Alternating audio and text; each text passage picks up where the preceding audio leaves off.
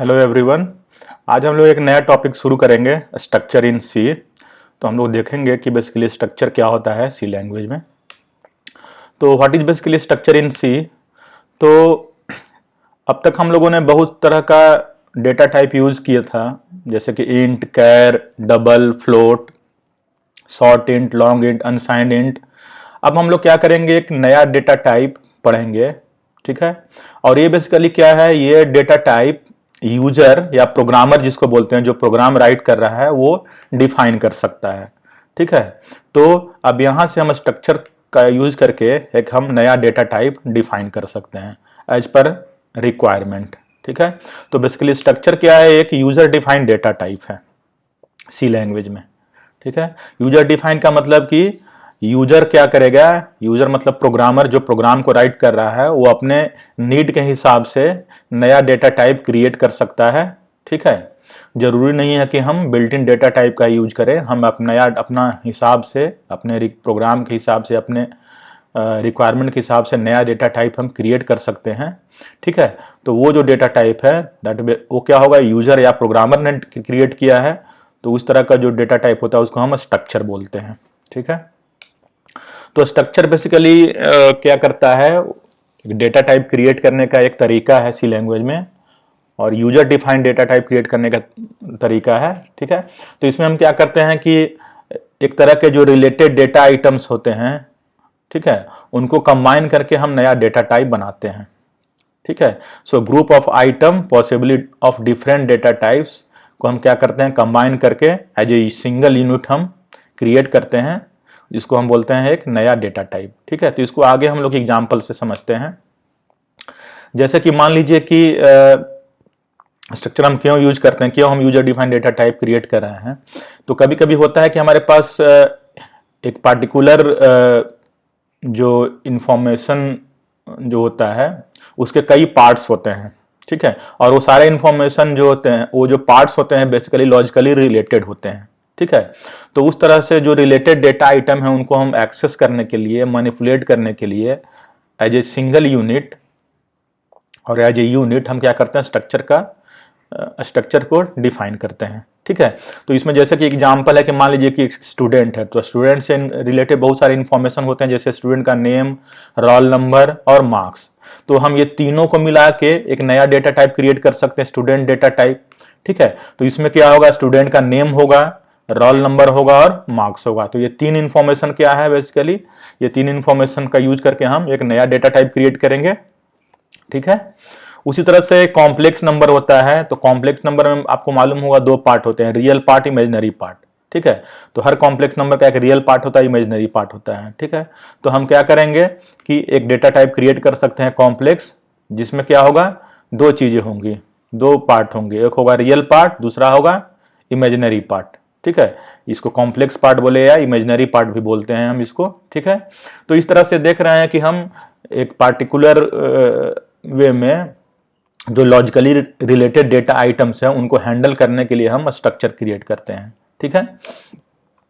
और इंडिविजुअल जो मेंबर्स होते हैं स्ट्रक्चर्स के, उनको हम इंडिविजुअल जो एलिमेंट्स होते हैं स्ट्रक्चर के, उनको हम मेंबर्स बोलते हैं। जैसे यहाँ पे देखिए, तो इस पहले वाले एग्जाम्पल में इसमें तीन मेंबर्स हैं स्ट्रक्चर के। पहला स्टूडेंट का नेम है, दूसरा रोल नंबर है, तीसरा मार्क्स है। उसी तरह से कॉम्प्लेक्स नंबर में दो मेंबर्स हैं इस स्ट्रक्चर के, रियल पार्ट और कॉम्प्लेक्स पार्ट और इमेजिनरी पार्ट जिसको बोलिए आप, ठीक है। तो यहाँ पे हम स्ट्रक्चर कैसे डिफाइन करते हैं सी लैंग्वेज में, ठीक है। तो यहाँ पे बेसिकली इस तरह से स्ट्रक्चर हम डिफाइन करते हैं, ठीक है। सो ये कीवर्ड है स्ट्रक्ट, यहाँ पे देखिए स्ट्रक्ट, ठीक है। फिर टैग यूज किया है, और ये देखिए दो करली ब्रेस के बीच में, और ये देखिए करली ब्रेस कैसे हो रहा है, टर्मिनेट सेमीकोलन से। और ये इंडिविजुअल जो मेंबर्स हैं इस स्ट्रक्चर के उनको लिस्ट किया है। तो ये इंडिविजुअल मेंबर्स हैं और ये सारा सेमीकोलन से देखिए सेपरेट है, ठीक है। सो स्ट्रक्ट ये कीवर्ड, टैग ये नेम है स्ट्रक्चर का, और ये जो एलिमेंट है स्ट्रक्चर्स के जिसको हम मेंबर्स बोलते हैं, वो देखिए क्या है, दो करली ब्रेस के बीच में, मतलब कि दो ये ब्लॉक है, इस ब्लॉक के बीच में है ये। और ये देखिए ये नेम टर्मिनेट हो रहा है कैसे, ये ब्लॉक कैसे टर्मिनेट हो रहा है, सेमीकोलन से, ठीक है। तो यहाँ पे जो स्ट्रक्ट है वो क्या है, वो कीवर्ड है। अगर इस कीवर्ड का आप यूज नहीं करेंगे तो आप स्ट्रक्चर क्रिएट नहीं कर पाएंगे। तो स्ट्रक्चर क्रिएट करने का तरीका क्या है कि हम हमेशा स्ट्रक्ट कीवर्ड से यूज कर शुरू करेंगे। और टैग क्या है, ये जो है वो स्ट्रक्चर का नेम है। तो जो भी नेम आप देना चाहें, जो आइडेंटिफायर का जो रूल होता है वही क्या है, टैग के लिए है। तो टैग क्या है, नेम ऑफ द स्ट्रक्चर है। और ये जो इंडिविजुअल मेंबर्स हैं, member 1, member 2, member 3 up to member m, वो क्या है, इस स्ट्रक्चर के एलिमेंट्स हैं, या इसको कहें तो इंडिविजुअल इसके मेंबर्स हैं। और ये बेसिकली क्या है, एक तरह से ये सारे वेरिएबल्स होंगे, आगे हम लोग एग्जांपल में देखेंगे। तो यहाँ पे देखिए कि किस तरीके से हम स्ट्रक्चर को डिफाइन करते हैं। ठीक है, सो स्ट्रक्ट, उसके बाद स्ट्रक्चर का नेम जो कि टैग है। ठीक है, स्ट्रक्चर का टैग, टैग का मतलब बेसिकली स्ट्रक्चर का नेम। और ये ब्लॉक के बीच में, मतलब दो करली ब्रेस के बीच में, ये स्ट्रक्चर के जो एलिमेंट्स हैं जिनको हम मेंबर बोलते हैं। और ये डेफिनेशन कैसे टर्मिनेट कर रहा है, सेमीकोलन से। ठीक है, आगे हम लोग एक एग्जांपल लेते हैं। ठीक है, तो अब यहाँ पे है कि स्ट्रक्चर के मेंबर्स कौन कौन से हो सकते हैं। जैसे यहाँ पे देखा कि ये मेंबर्स हैं। ठीक है, तो ये मेंबर्स क्या हो सकते हैं। ठीक है, तो यहाँ पे हम लोग देखेंगे कि स्ट्रक्चर के जो मेंबर्स होते हैं, जो इंडिविजुअल मेंबर्स हैं, वो कुछ भी हो सकता है। जैसे ऑर्डिनरी वेरिएबल हो सकता है, like integer variable, floating point variable, double variable, character variable. ठीक है, पॉइंटर वेरिएबल हो सकता है मेंबर, एरे भी हो सकता है, और एक अदर स्ट्रक्चर भी हो सकता है। मतलब स्ट्रक्चर के इनसाइड में हम स्ट्रक्चर वेरिएबल भी यूज कर सकते हैं।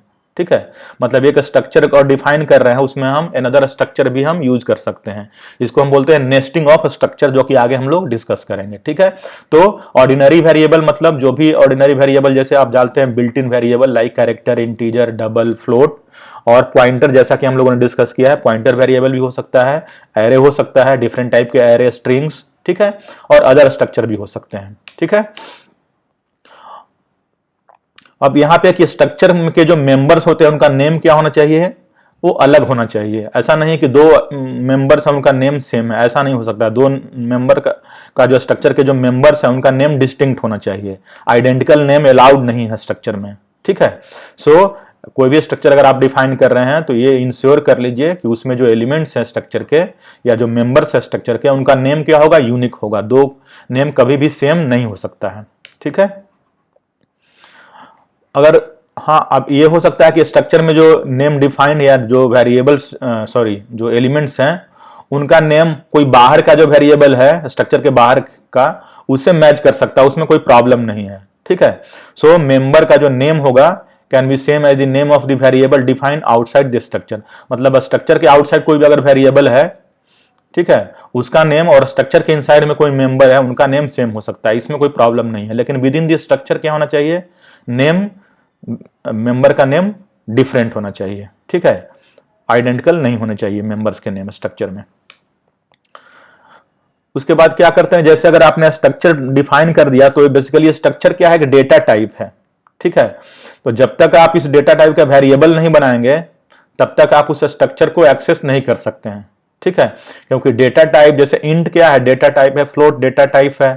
तो इंट फ्लोट से तो कोई मतलब नहीं, जब तक आप वेरिएबल नहीं डिफाइन करते हैं इंट फ्लोट का, तब तक आप उस इंट फ्लोट को यूज नहीं कर सकते हैं। ठीक है, तो वेरिएबल डिक्लेरेशन का तरीका क्या है, सिंपल, ये स्ट्रक्ट टैग, ये क्या है, बेसिकली एक नया डेटा टाइप है स्ट्रक्ट टैग। तो ये डेटा टाइप और ये वेरिएबल का नेम, जैसे वेरिएबल 1 हो गया है, वेरिएबल 2, वेरिएबल n, तो जितने भी वेरिएबल आपको चाहिए इस यूजर डिफाइंड डेटा टाइप के, वो हमने डिक्लेयर कर दिया है। तो इस तरह से स्ट्रक्चर वेरिएबल का डिक्लेरेशन होता है। ठीक है, तो यहाँ पे इस चीज का ध्यान रखिए कि यहाँ पे ये क्या है, स्ट्रक्ट टैग क्या है, ये नेम ऑफ द स्ट्रक्चर है। स्ट्रक्ट का मतलब स्ट्रक्चर, टैग का मतलब नेम ऑफ द स्ट्रक्चर। तो ये बेसिकली एक नया डेटा टाइप है और ये इसके वेरिएबल्स हैं। तो जैसे इंट कैसे हैं, जैसे इंट हम लिखते हैं इंट, ठीक है, और इंटीजर वेरिएबल डिफाइन करते हैं ABC XYZ। ठीक है, उसी तरह से यहाँ भी स्ट्रक्चर वेरिएबल हम डिफाइन कर रहे हैं। ठीक है, जैसे इंटीजर वेरिएबल डिफाइन किया है उसी तरह से यहाँ भी स्ट्रक्चर वेरिएबल उसी तरह से डिफाइन करते हैं। बस यहाँ पे क्या है कि अब डेटा टाइप मेरा क्या हो जाएगा, अब स्ट्रक्ट टैग। ठीक है, बाकी वेरिएबल नेम का जो रूल होता है वो वही होगा। ठीक है, तो यहाँ पे एग्जांपल लिया है कि एक स्ट्रक्चर स्टूडेंट डिफाइन किया है। ठीक है, सो देखिए स्ट्रक्ट का मतलब कि हम स्ट्रक्चर डिफाइन करने जा रहे हैं, और स्ट्रक्चर का नाम क्या है, स्ट्रक्चर का नेम देखिए क्या है, स्टूडेंट है।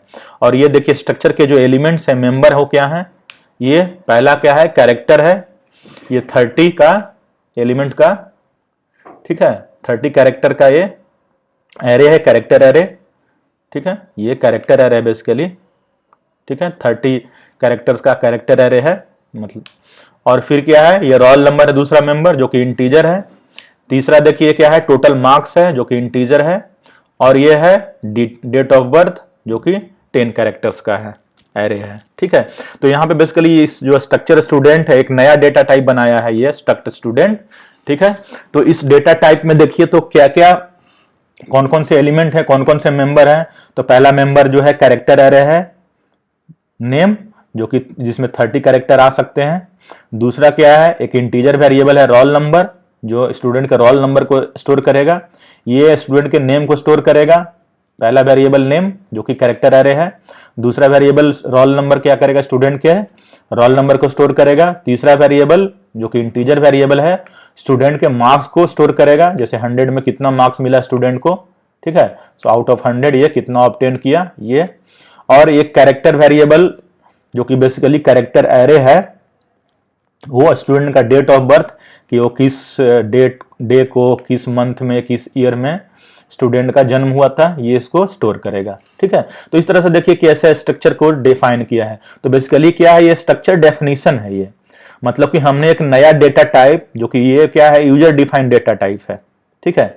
आप अपने हिसाब से इसको चेंज कर सकते हैं। तो बेसिकली ये यूजर डिफाइंड डेटा टाइप हमने क्रिएट किया है, और इस डेटा टाइप का क्या नाम है, स्टूडेंट। और ये किस तरह का डेटा टाइप है, स्ट्रक्चर टाइप का डेटा टाइप, ठीक है। अब इसका हम वेरिएबल कैसे डिफाइन करते हैं, तो ये new data type struct student, ठीक है।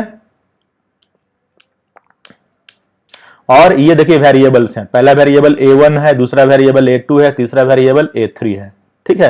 तो बेसिकली ये a1 a2 a3 क्या है, ये स्टूडेंट टाइप के वेरिएबल हैं। मतलब ये सारा a1 a2 और a3 में जो एलिमेंट्स होंगे बेसिकली यही एलिमेंट्स होंगे, ठीक है।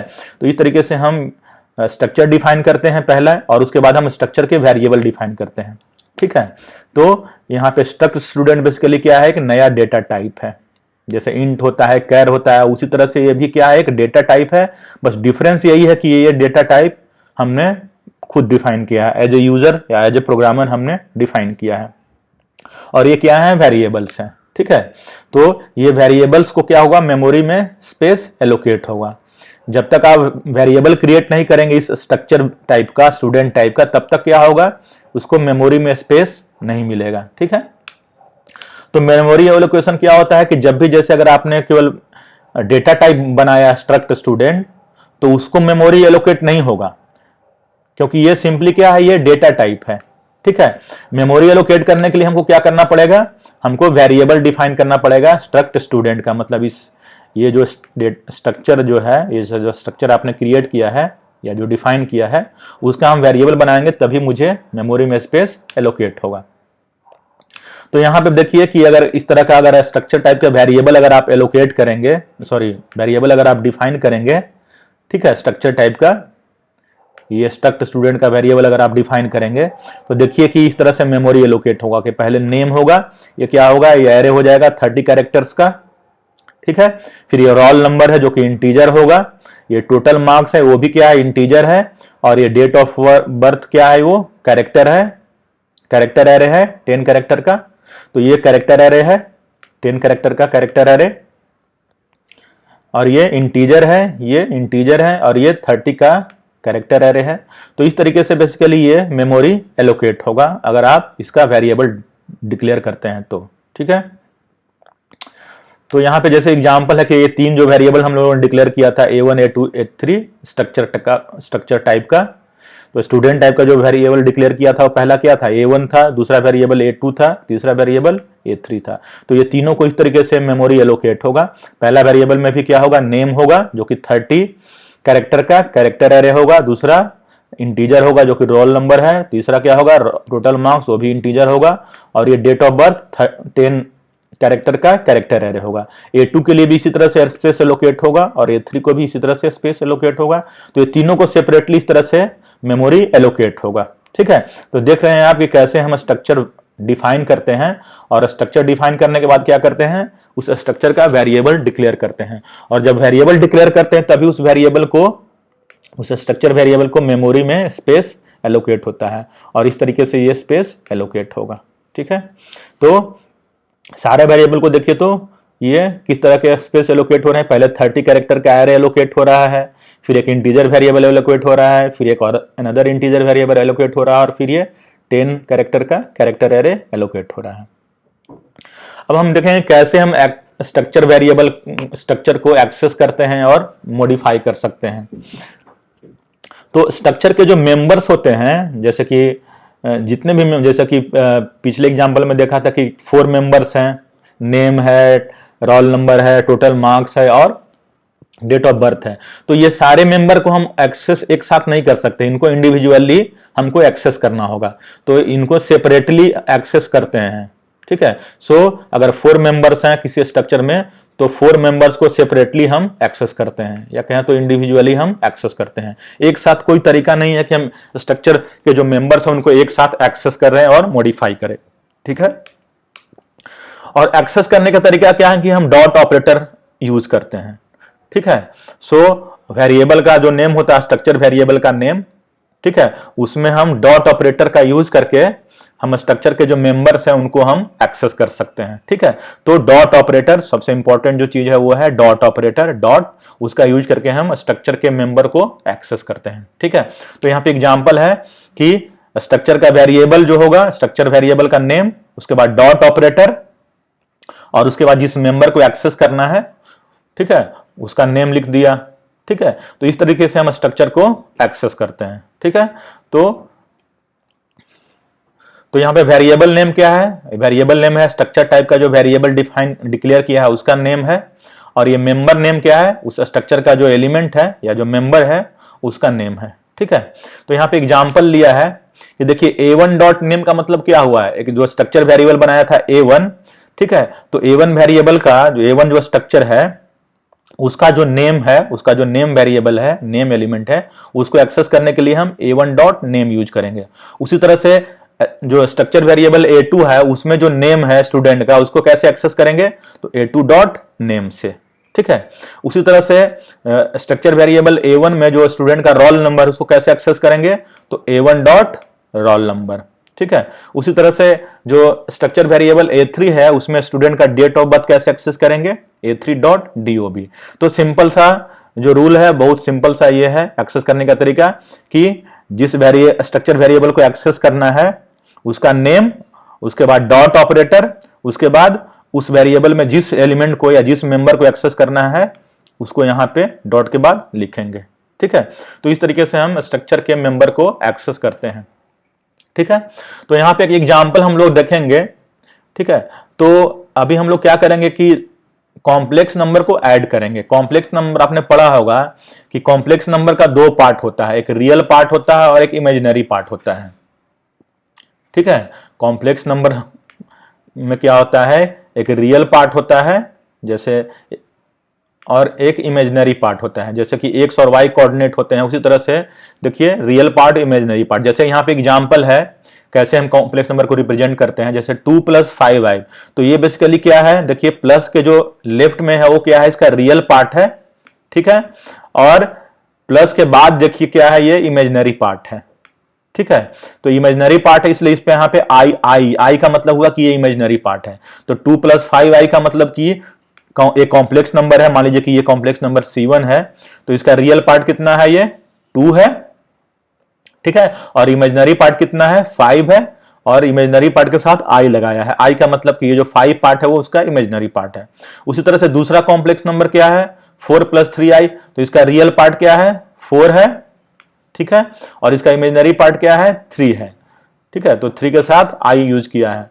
तो पहला कॉम्प्लेक्स नंबर 2 + 5i है, दूसरा कॉम्प्लेक्स नंबर 4 + 3i है। प्लस का मतलब कि हम इस तरह से रिप्रेजेंट करते हैं कॉम्प्लेक्स नंबर को, रियल पार्ट और इमेजिनरी पार्ट दोनों को कैसे सेपरेट करते हैं, प्लस से। ठीक है, तो ऐड जब करते हैं तो हम क्या करते हैं, रियल पार्ट को एक साथ, तो जैसे रियल पार्ट क्या है, पहले का रियल पार्ट 2 है, दूसरे का रियल पार्ट क्या है, 4 है, तो 2 और 4 को हम ऐड करेंगे तो कितना हो जाएगा, 6, और इमेजिनरी पार्ट को एक साथ, तो ये 5 और ये 3, ये तीनों दोनों को ऐड किया है तो 5 + 3 क्या होगा 8, तो ये हो गया 8। ठीक है, तो देखिए रियल पार्ट कितना हो गया 6, इमेजिनरी पार्ट कितना हो गया I। तो जब भी दो कॉम्प्लेक्स नंबर को ऐड करते हैं तो रियल पार्ट को एक साथ ऐड कर देते हैं और इमेजिनरी पार्ट को एक साथ ऐड कर देते हैं। तो ये दो कॉम्प्लेक्स नंबर का सम देखिए तो क्या हो गया, ये हो गया 6 + 8I। ठीक है, तो इस तरीके से हम दो कॉम्प्लेक्स नंबर को ऐड करते हैं। तो अभी हम क्या करेंगे, एक स्ट्रक्चर डिफाइन करेंगे कॉम्प्लेक्स। ठीक है, तो यहाँ पे स्ट्रक्चर डिफाइन किया है, स्ट्रक्ट कीवर्ड, और ये नेम है स्ट्रक्चर का कॉम्प्लेक्स। और इसमें देखिए दो मेंबर्स हैं, एक रियल पार्ट है जो कि फ्लोट टाइप का है, दूसरा क्या है इमेजिनरी पार्ट है वो भी फ्लोट टाइप का है। ठीक है, तो स्ट्रक्चर वेरिएबल हमने स्ट्रक्चर डेटा टाइप हमने क्रिएट किया। ठीक है, अब हमने क्या किया, इसका 3 वेरिएबल क्रिएट किया। देखिए ये एक स्ट्रक्ट कॉम्प्लेक्स अब क्या है, एक नया डेटा टाइप है, और ये क्या है यूजर डिफाइंड डेटा टाइप है। ठीक है, और इसमें कितने एलिमेंट है, 2 एलिमेंट है, जो कि पहला रियल पार्ट, दूसरा है इमेजिनरी पार्ट, और दोनों क्या है फ्लोट है। तो हमने क्या किया, ये 3 स्ट्रक्चर वेरिएबल क्रिएट किए। तो ये C1 C2 C3 क्या है, कॉम्प्लेक्स टाइप के स्ट्रक्चर वेरिएबल क्रिएट हो गए। ठीक है, तो यहां पे देखिए C1 वेरिएबल है, ये जैसे C1 C2 C3 अगर क्रिएट करेंगे तो ये तीनों को क्या होगा, मेमोरी एलोकेट हुआ। तो देखिए C1 वेरिएबल है, ये C2 वेरिएबल है और ये C3 वेरिएबल है। तो C1 वेरिएबल में क्या होगा, रियल पार्ट इमेजिनरी पार्ट हो गया। तो ये देखिए C1 का रियल पार्ट है, ये C1 का इमेजिनरी पार्ट है। इस तरह से दोनों क्या है, ये फ्लोट वेरिएबल है, रियल पार्ट इमेजिनरी पार्ट। उसी तरह से C2 को स्पेस एलोकेट होगा वेरिएबल C2 को। ठीक है, ये भी क्या है कॉम्प्लेक्स वेरिएबल है।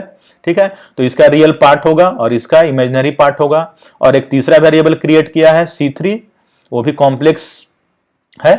ठीक है, इसका रियल पार्ट और इमेजिनरी पार्ट। अब हम क्या करेंगे, ऐड करने के लिए इसका रियल पार्ट, जैसे मान लीजिए कि 2 है, इसका इमेजिनरी पार्ट रियल पार्ट मान लीजिए 3 है। ठीक है, सो 2 + 3 ऐड करके ये 5 यहां पे स्टोर कर देंगे। ठीक है, ये दोनों का रियल पार्ट क्या हो जाएगा, इसको हम C3 में स्टोर कर देंगे। तो C1 का रियल पार्ट प्लस C2 का रियल पार्ट C3 के रियल पार्ट में स्टोर कर देंगे। मतलब C1 + C2 का सम क्या है, C3 है। उस तरह इसका इमेजिनरी पार्ट मान लीजिए 1 है, इसका इमेजिनरी पार्ट 4 है, तो 1 + 4 ये दोनों का इमेजिनरी पार्ट ऐड करके इसके इमेजिनरी पार्ट में स्टोर कर देंगे। तो ये कितना हो जाएगा 5। ठीक है, तो अभी हम लोग क्या करेंगे, इसी कॉम्प्लेक्स नंबर के प्रोग्राम को सोल्व करेंगे कि हम दो कॉम्प्लेक्स नंबर रीड करेंगे यूजर से और दोनों को हम ऐड करके, ठीक है, एक तीसरा जो कॉम्प्लेक्स नंबर है C3 में स्टोर करेंगे और इसको हम डिस्प्ले करेंगे।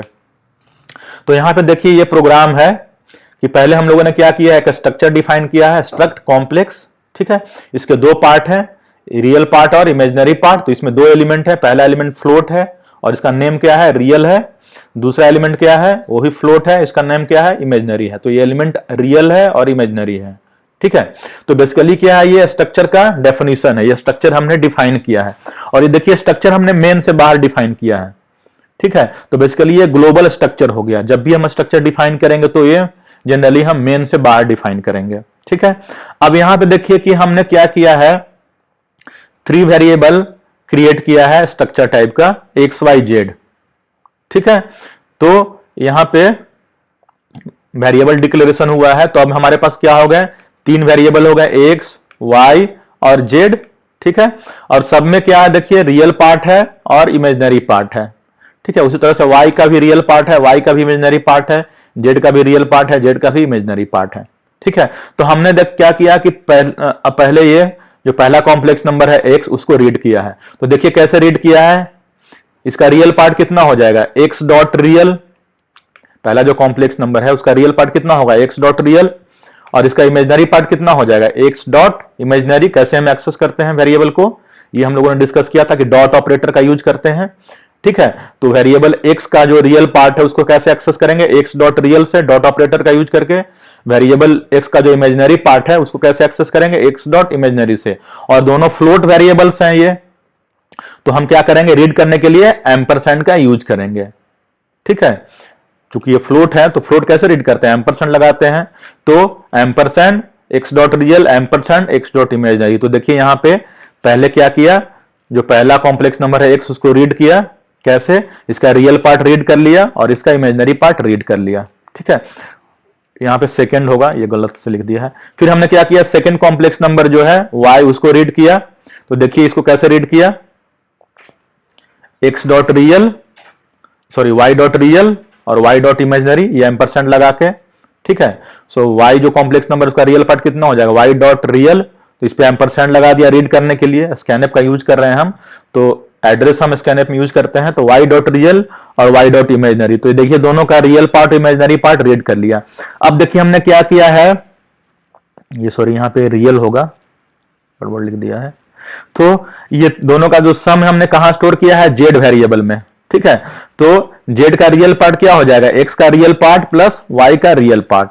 उसी तरह से जेड का इमेजिनरी पार्ट क्या हो जाएगा, एक्स का इमेजिनरी पार्ट प्लस वाई का इमेजिनरी पार्ट।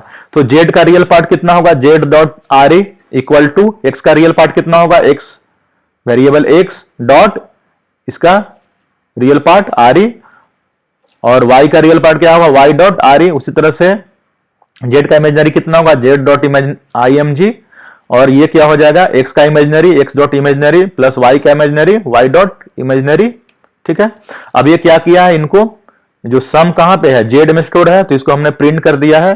तो जेड प्लस आर ई और Z minus sorry Z dot sorry Z plus R E नहीं, Z dot real, dot operator का यूज करके रियल पार्ट प्रिंट कर दिया है, और ये डॉट ऑपरेटर का यूज करके इमेजिनरी पार्ट प्रिंट कर दिया है। तो यहां पे परसेंटेज एफ की जगह क्या हो जाएगा, रियल पार्ट प्लस ये प्रिंट होगा, और ये आई प्रिंट होगा।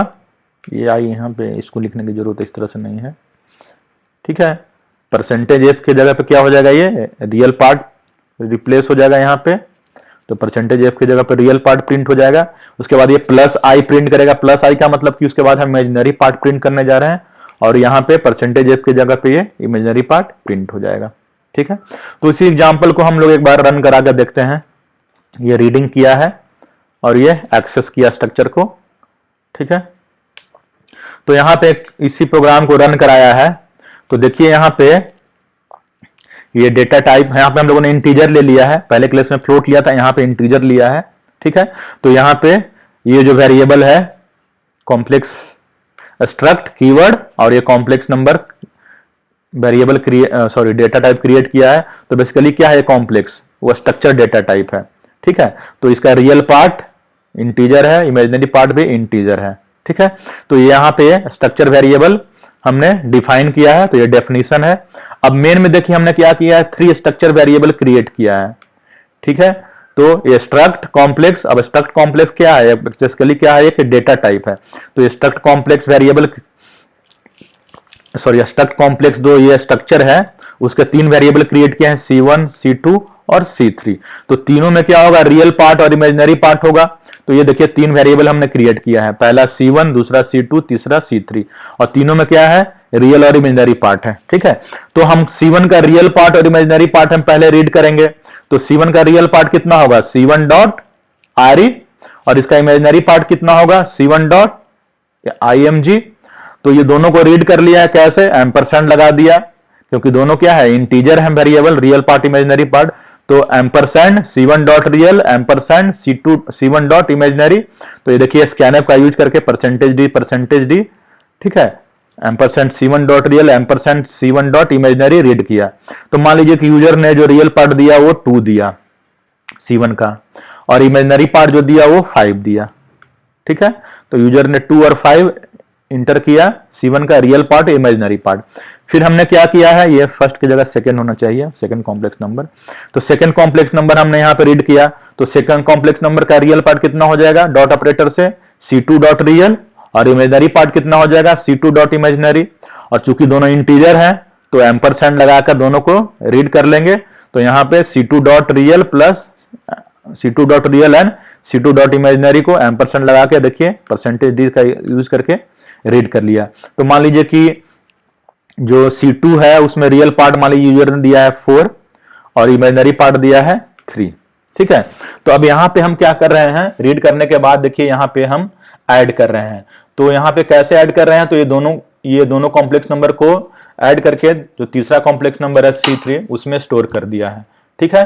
तो कैसे स्टोर करेंगे, तो इसका जो रियल पार्ट क्या हो जाएगा C3 का, C3 का रियल पार्ट हो जाएगा C3 डॉट रियल, वो क्या हो जाएगा, ये C1 का रियल पार्ट जो कि 2 है और C2 का रियल पार्ट जो कि 4 है, दोनों को ऐड कर देंगे तो C1 का रियल पार्ट 2 और C2 का रियल पार्ट 4।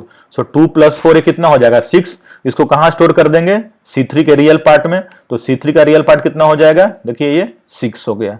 ठीक है, उसी तरह से अब C3 का इमेजिनरी पार्ट कितना हो जाएगा, ये हो जाएगा C1 का इमेजिनरी पार्ट प्लस C2 का इमेजिनरी पार्ट। तो C1 का इमेजिनरी पार्ट कितना है, C1 डॉट img जो कि 5 है, और C2 का इमेजिनरी पार्ट कितना है, C2 डॉट img जो कि 3 है। तो 5 + 3 ये कितना हो जाएगा 8। तो C3 का इमेजिनरी पार्ट कितना हो जाएगा 8। ठीक है, तो इस तरीके से देखिए कैसे ये प्रोग्राम रन कर रहा है, कैसे हम वेरिएबल क्रिएट कर रहे हैं, स्ट्रक्चर वेरिएबल, और कैसे वेरिएबल को हम एक्सेस कर रहे हैं। ठीक है, तो ये इस तरह से रीड कर रहे हैं और इस तरह से देखिए वेरिएबल को हम एक्सेस कर रहे हैं। तो इसी को यहाँ पे रन कराया, तो पहला जो कॉम्प्लेक्स नंबर दिया 2 5, ठीक है, दूसरा 4 3, तो देखिए आ गया 6 + i8 इसने प्रिंट किया। ठीक है, सम क्या हो जाएगा, रियल पार्ट को एक साथ ऐड कर दिया, सो 2 + 4 6, इमेजिनरी पार्ट को एक साथ ही ऐड कर दिया 2 5 + 3 तो 8। ठीक है, सो प्लस आई का मतलब कि आई के बाद का जो है ये इमेजिनरी पार्ट है। ठीक है, दूसरा जो एग्जांपल है, हम लोग क्या करेंगे, स्टूडेंट का जो इन्फॉर्मेशन है उसको रीड करेंगे और डिस्प्ले करेंगे। तो यहाँ पे हम लोगों ने क्या किया, स्टूडेंट स्ट्रक्चर डिफाइन किया है। ठीक है, तो struct keyword student, name of the structure, और इसमें देखिए क्या है, ये 4 मेंबर्स हैं। पहला क्या है, कैरेक्टर एरे है। ठीक है, ये 30 का कैरेक्टर एरे है जो कि स्टूडेंट के नेम को रिप्रेजेंट कर रहा है। ठीक है, फिर क्या है, स्टूडेंट का रोल नंबर है जो कि इंटीजर वेरिएबल है, और स्टूडेंट का मार्क्स कितना है, टोटल मार्क्स, ये बेसिकली इंटीजर वेरिएबल है, और स्टूडेंट का डेट ऑफ बर्थ क्या किया है, 11 कैरेक्टर का रखा है। इसको हम क्या करेंगे, डेट डे, ठीक है, मंथ, और ये ईयर के फॉर्म में हम इसको रिप्रेजेंट करेंगे। ठीक है, y, ठीक है, और यहाँ पे हम ये स्लैश से, सो टोटल यहाँ पे देखिए 2 2 4 और 4 8 9 10 ये कैरेक्टर है, इस तरह से डेट ऑफ बर्थ रिप्रेजेंट करने के लिए। और इसको कैरेक्टर एरे स्ट्रिंग बनाना चाहिए, इसलिए क्या करेंगे, एक और कैरेक्टर ले लेंगे नल बनाने के लिए। ठीक है, तो हम यहाँ पे नेम, रोल नंबर, मार्क्स और डीओबी, तो कैसे इसको रीड करेंगे, तो पहले हम स्ट्रक्चर वेरिएबल क्रिएट करेंगे। तो देखिए स्ट्रक्ट स्टूडेंट क्या है, एक डेटा टाइप है, तो इसका वेरिएबल क्रिएट कर दिया। वेरिएबल का नाम देखिए क्या है, st का मतलब स्टूडेंट टाइप का, ये स्ट्रक्चर का भी ये वेरिएबल हो गया। तो नेम को कैसे रीड करेंगे, तो st डॉट नेम, ठीक है, वेरिएबल का नेम क्या है st, और जो मेंबर का नेम क्या है m, तो st डॉट नेम। और स्ट्रिंग रीड कैसे करते हैं, परसेंटेज एस का यूज करके, इसमें हम एम्परसेंड नहीं लगाते हैं, तो st डॉट नेम और ये परसेंटेज एस, तो स्कैनफ में %8 st डॉट नेम यूज करेंगे तो ये स्टूडेंट का नेम रीड करेगा, ये केवल पहला नेम ही रीड करेगा स्टूडेंट का। ठीक है, फिर स्टूडेंट का रोल नंबर कैसे रिप्रेजेंट करेंगे, तो st डॉट रोल नंबर, और चूंकि ये इंटीजर है इसलिए यहाँ पे हम क्या करेंगे, एम्परसेंड लगाएंगे। ठीक है, तो %d ampersand st roll number से स्टूडेंट का रोल नंबर रीड कर लेंगे। और टोटल मार्क्स कैसे रीड करेंगे, तो st डॉट टोटल मार्क्स, इस पे हम एम्परसेंड लगा देंगे, तो %d ampersand st dot total marks, तो इस तरह से टोटल मार्क्स रीड कर लेंगे। और st डॉट dob क्या रिप्रेजेंट करेगा स्टूडेंट का, डेट ऑफ बर्थ, तो st मतलब वेरिएबल जो है स्ट्रक्चर वेरिएबल st, उसका dob जो मेंबर है उसको हम एक्सेस कैसे रीड करेंगे, st डॉट dob और %s का यूज करके इसको रीड कर लेंगे। ठीक है, तो बेसिकली ये मेरा स्ट्रक्चर है, नेम, रोल नंबर, मार्क्स और dob। तो पहला ये जो ये क्या है, कैरेक्टर एरे है, ये भी क्या है, dob कैरेक्टर एरे है। तो इसको simply st dot name, st dot dob, जैसा कि हम लोगों ने स्ट्रिंग रीड किया था, रीड कर लेंगे। और बाकी चूंकि दोनों इंटीजर वेरिएबल है तो इसके पहले हम एम्परसेंड लगाएंगे। तो अभी हम क्या करेंगे, इसी प्रॉब्लम को हम सोल्व करेंगे। तो यहाँ पे सिंपली देखिए कैसे प्रॉब्लम को सोल्व किया है, कि एक स्ट्रक्चर स्टूडेंट डिफाइन कर दिया है। ठीक है, जो कि इसमें नेम है 30 कैरेक्टर का, रोल नंबर है एक इंटीजर है, टोटल मार्क्स dob 11 कैरेक्टर का। ठीक है, और यहाँ पे वेरिएबल डिफाइन कर दिया स्टूडेंट का। ठीक है, और यूजर को मैसेज दिया इंटर स्टूडेंट डिटेल, तो पहले ये नेम इंटर करने को किया है, तो देखिए यहाँ पे नेम रीड कर लिया स्टूडेंट का। ठीक है, तो %s st डॉट नेम। ठीक है, फिर बोला है रोल नंबर इंटर करने के लिए, तो रोल नंबर कैसे रीड करेंगे, तो st dot roll number ampersand लगा देंगे, तो percentage D ampersand S T dot roll number, चूंकि इंटीजर इसलिए एम्परसेंड लगाया है। फिर बोला है टोटल मार्क्स इंटर करने के लिए, तो इसको कैसे रीड करेंगे, तो एम्परसेंड डी और फिर S T dot total marks पे एम्परसेंड लगा देंगे, तो S T dot total marks को रीड कर लेंगे। और फिर देखिए क्या किया, स्टूडेंट का जो रोल नंबर है वो इस फॉर्मेट में इंटर करने को बोला है, day month month year year, day month, D का मतलब डेट, का मतलब मंथ, और ये 4y का मतलब ये ईयर, ठीक है। और ये एस टी डॉट DOB से क्या किया, स्टूडेंट का डेट ऑफ बर्थ रीड कर लिया है। तो ये चारों 4 इंफॉर्मेशन स्टूडेंट का हम लोगों ने रीड कर लिया है। और फिर क्या किया है, इसी को देखिए प्रिंट कराया है, ठीक है। तो नेम कैसे प्रिंट कराया है, name is percentage S T dot name, तो स्टूडेंट का नेम प्रिंट कर देगा। रोल नंबर कैसे प्रिंट कराया है, percentage D S T dot roll number. और मार्क्स कैसे प्रिंट कराया है, तो percentage D S T dot total marks. और date of birth percentage S T dot DOB। तो इस तरीके से हम स्टूडेंट के इन्फॉर्मेशन को रीड कर रहे हैं और डिस्प्ले कर रहे हैं। तो ये स्ट्रक्चर डेफिनेशन था, ये स्ट्रक्चर वेरिएबल को कैसे हम डिक्लेयर करते हैं ये था, फिर ये कैसे हम रीड करते हैं और ये कैसे हम प्रिंट करते हैं, ठीक है। तो इसी प्रोग्राम को यहाँ पे रन कराया है, ठीक है। तो ये स्ट्रक्चर वेरिएबल हमने क्रिएट किया है ST, तो ये बेसिकली देखिए स्ट्रक्चर वेरिएबल क्रिएट हो गया ST, ठीक है। तो अब हम क्या करेंगे, इंडिविजुअल मेंबर को कैसे एक्सेस करते हैं, तो ST के बाद क्या करेंगे, डॉट ऑपरेटर का यूज करके हम ये मेंबर को एक्सेस करेंगे। ST डॉट नेम क्या हो जाएगा, ये वेरिएबल हो जाएगा। ST डॉट रोल नंबर ये वेरिएबल हो जाएगा। ST डॉट टोटल मार्क्स ये वेरिएबल हो जाएगा। ST डॉट DOB ये वेरिएबल हो गया।